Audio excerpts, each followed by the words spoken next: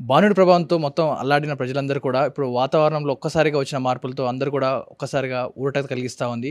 వాతావరణంలో వచ్చిన ఈ సడన్ మార్పుల గల కారణాలేంటి? ఎందుకని నిన్నటి వరకు గత కొన్ని రోజుల వరకు కూడా భారీ ఎండలు కాసాయి. కానీ ఇప్పుడు ఒక్కసారిగా ఎదురుగాలులు, వర్షాలు కురుస్తా ఉన్నాయి. మరి దీనికి గల కారణాలేంటి? మరి వర్షాలు ఇంకా వచ్చే అవకాశం ఉందా లేదా? ఇవన్నీ తెలుసుకుందాం. ఐఎండీ ఆఫీసర్ ధర్మరాజు గారు మనతో పాటు ఉన్నారు. సార్, మొన్న ఒక వారం క్రితం వరకు కూడా గట్టి ఎండలు అంటే బయటికి రాలేని పరిస్థితిలా ఉన్నాయి. కానీ ఒక్కసారిగా క్లైమేట్ చేంజ్ అయిపోయి ఆదివారం నుంచి భారీ ఈదురుగాలు అండ్ చిన్నపాటి జల్లు కురుస్తా ఉంది. ఏంటంటే దీని కారణం?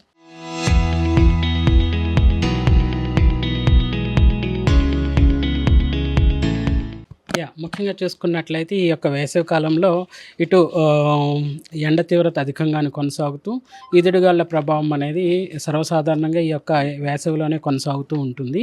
గత 2 రోజులుగా చూసుకున్నట్లయితే ఎండ తీవ్రత అనేది సుమారు రాష్ట్రంలో అన్ని జిల్లాల్లోనూ సుమారు 40-44 డిగ్రీల వరకు కూడా కొనసాగింది.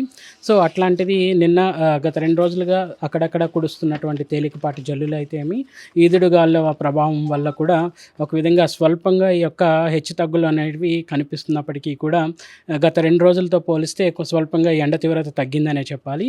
ఇంకా చూసుకున్నట్లయితే సిటీలో కూడా చూసుకున్నట్లయితే 41 డిగ్రీ వరకు కూడా గత 2 రోజులుగా కొనసాగినటువంటి ఉష్ణ తీవ్రత ఈరోజు కనుక చూసుకున్నట్లయితే 39.8 డిగ్రీల వరకు కూడా ఈ యొక్క నమోదైంది. ఈరోజు కనుక చూసుకున్నట్లయితే గరిష్టంగా కూడా చూసుకున్నట్లయితే ఇటు దక్షిణ తెలంగాణ భాగంలో ఉన్నటువంటి మహబూబ్ నగర్లో సుమారు 43 డిగ్రీలు, భద్రాచలంలో 42 డిగ్రీలు, ఇంకా మెదక్లో 42 డిగ్రీలు, ఆదిలాబాద్లో కూడా సుమారు 41 డిగ్రీ వరకు కూడా ఈ యొక్క ఉష్ణ తీవ్రత కొనసాగి ఖమ్మంలో 41 డిగ్రీ వరకు కూడా కొనసాగింది.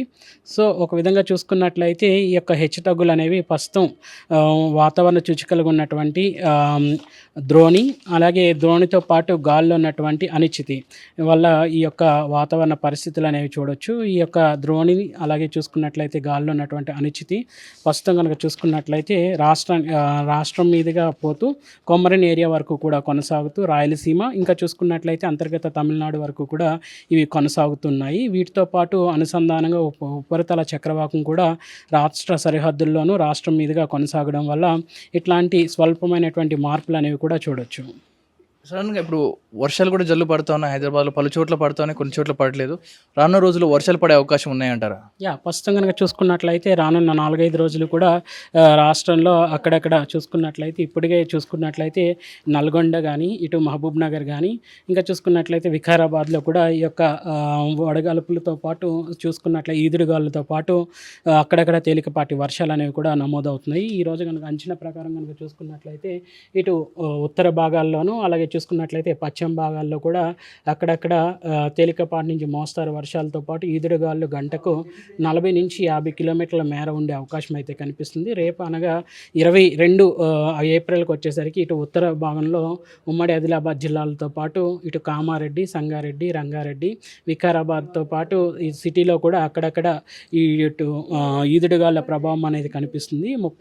గంటకు 30-40 కిలోమీటర్ల మేర గాలి తీవ్రతతో ఉంటూ అప్పుడప్పుడు మధ్యలో మనకి తేలికపాటి జల్లులు అనేవి కుములోనింబస్ మేఘాల వల్ల వచ్చే అవకాశం అయితే కనిపిస్తుంది. ఇట్లాంటి వాతావరణం అనేది రానున్న 5 రోజులు కూడా అనగా 25 ఏప్రిల్ వరకు కూడా కొనసాగే అవకాశం కనిపిస్తుంది.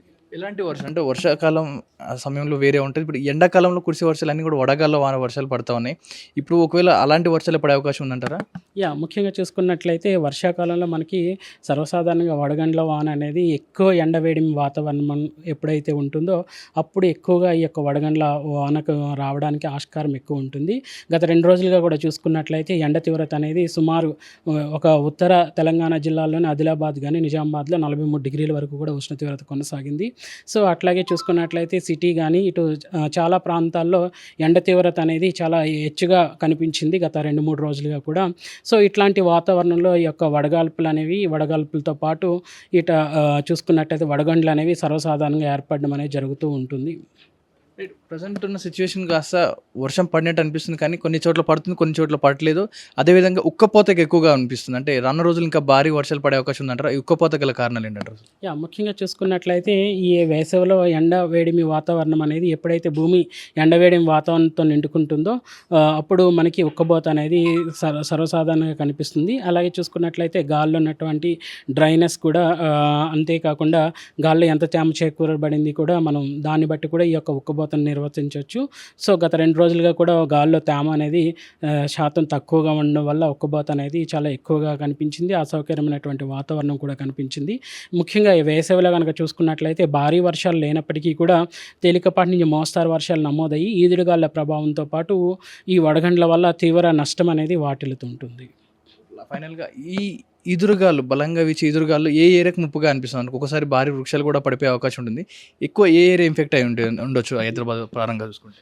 ముఖ్యంగా చూసుకున్నట్లయితే ఈరోజు గనక చూసుకున్నట్లయితే ఎండ తీవ్రత అధికంగా కొనసాగుతున్నటువంటి ఏరియాస్‌లో గూడా ఇటు ఉమ్మడి ఆదిలాబాద్ జిల్లాలు, అలాగే చూసుకున్నట్లయితే ఇటు రంగారెడ్డి, సంగారెడ్డి, మెదక్ వాటితో పాటు ఉమ్మడి మహబూబ్‌నగర్ జిల్లాల్లో కూడా ఎండవేడిమి వాతావరణం అనేది కొనసాగుతుంది.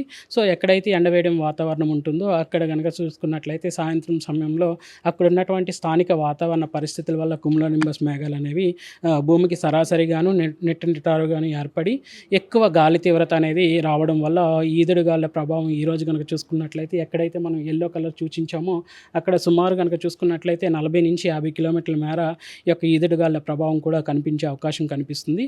సో ఒక విధంగా ఈదురుగాలులు ఎక్కువగా ఉంటాయి కాబట్టి ఈ యొక్క చెట్లు విరగడం కానీ, ఏదైతే ఎలక్ట్రిక్ పోల్స్ కానీ, ఇంకా కట్టడాలు కూడా ఏవైతే బలహీనంగా ఉన్నాయో అవి కూడా ఈ యొక్క ఈదురుగాలులు స్ట్రాంగ్ విండ్స్ వల్ల పడిపోయే అవకాశం, నేలమట్టమయ్యే అవకాశం కనిపిస్తుంది. ఇది ఇప్పటివరకు ఉన్న అప్డేట్స్. మరి రానున్న రోజుల్లో తేలికపాటి వర్షాలు పడే అవకాశం ఉన్నట్టు చెప్తా ఉన్నారు. అండ్ అదేవిధంగా గంటకి 40-50 కిలోమీటర్ల మేర ఈదురుగాలు వీస్తాయంటూ కూడా చెప్తా ఉన్నారు. మరి ఇలాంటి ఈదురుగాలు వీచే సమయంలో అందరూ కూడా కొన్ని చెట్ల కింద ఉండడం కానీ, కొన్ని రేకుల చెట్ల కింద ఉండడం కానీ చాలా డేంజర్. ఎందుకంటే అవి ఎప్పుడు విరిగి పడతాయి, ఎప్పుడు ఆ రేకులు గాల్లోకి ఎగురుతాయి, ఈ షెడ్లు కూలిపడడం ఇలాంటివి జరుగుతుంది. కాబట్టి ఈ రానున్న 2-3 రోజులు సుమారుగా 24-20 తారీఖు వరకు కూడా ఇదే అట్మాస్ఫియర్ కంటిన్యూ అవుతుందంటూ కూడా చెప్తా ఉన్నారు. కొంచెం జాగ్రత్తగా ఉండాల్సిందిగా ఆర్టీవీ మీకు హెచ్చరిస్తూ ఉంది. ఇది ఇప్పటికున్న వెదర్ అప్డేట్స్. కెమెరా పర్సన్ గణేష్తో పవన్ వాయిద్య, ఆర్టీవీ హైదరాబాద్.